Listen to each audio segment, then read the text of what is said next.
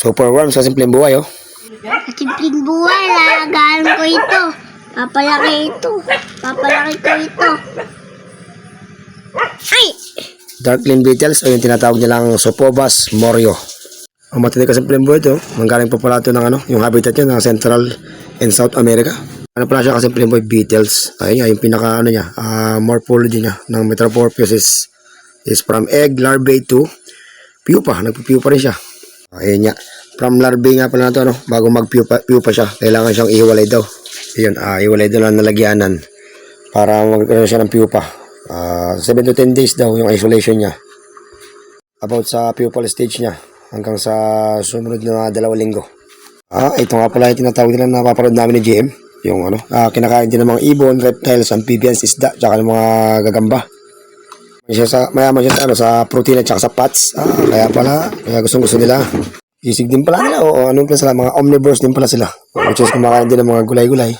Makakatuwa din alagaan ito kasi simpleng buhay. Parang African nightcrawler.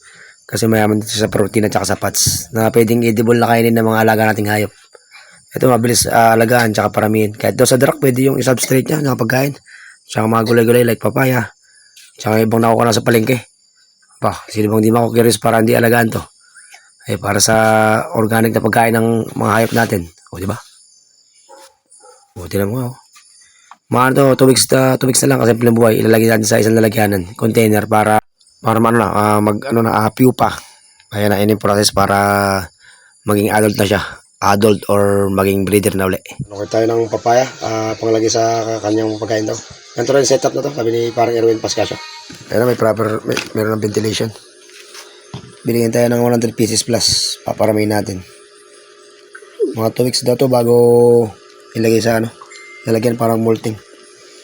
Pigs lang yung ilagay natin, tapos yung papaya daw, pang pinaka moisture niya. Paano ba pag ganito? Yan. Ang kaganda nito kasi yung isang breeder o isang matured na is naging egg ng napakaraming egg. Para nasa 500 plus na, para sinasabi ka rin. Ayun na nga pala yung setup natin, na pwede rin paglagyan na para maglarvae na siya sa isang container. Kailangan kasi doon nakahiwalay.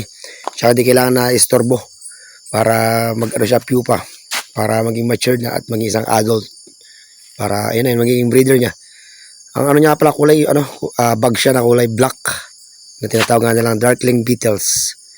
Ay, nakaka-curious talaga kasi simpleng buhay. Gustong-gusto ni Jay mo. Diyan yung mga gustong-gusto niya, yung mga ganyan, mga bulate, linta, tsaka yung mga iba mga inalagan. Yan, setup na namin kasi simpleng buhay. Kising yan. Yan, isang container din na pinakamagandang gamitin. Yan sige, next try natin ulit sa susunod kasi simpleng buhay. Kung ano magiging resulta ng study natin na to. Ingat, kasi simpleng buhay. Oh.